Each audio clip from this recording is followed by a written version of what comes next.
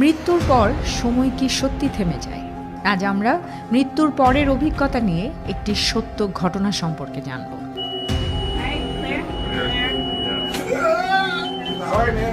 Scott ড্রামন্ডের শরীরকে ডাক্তাররা মৃত ঘোষণা করার ঠিক ২০ মিনিট পর এমন একটা ঘটনা ঘটেছিল যা আজও মানুষকে ভাবিয়ে তোলে।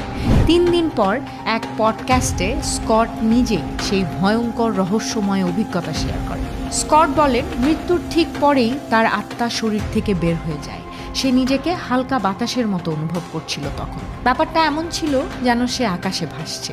সে দেখতে পাচ্ছিল তার নিজের শরীরটা হাসপাতালের বেডে পড়ে আছে, আর অপারেশন রুমে ডাক্তার আর নার্সরা ভীষণ প্যানিক করছে।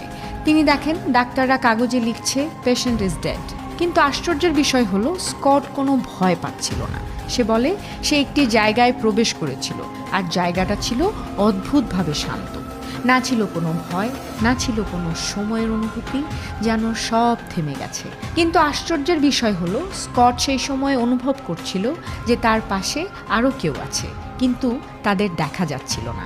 সবশেষে স্কট বলে হঠাৎ সে একটি আওয়াজ শুনতে পায়, আর ঠিক সেই মুহূর্তেই সে আবার নিজের শরীরে ফিরে আসে। কিন্তু আমাদের সকলের মনে একটি প্রশ্ন থেকেই যায়, মৃত্যুর পর কি সত্যি কিছু আছে? এর পেছনে আপনার মন্তব্য কি জানাতে পারেন কমেন্ট বক্সে।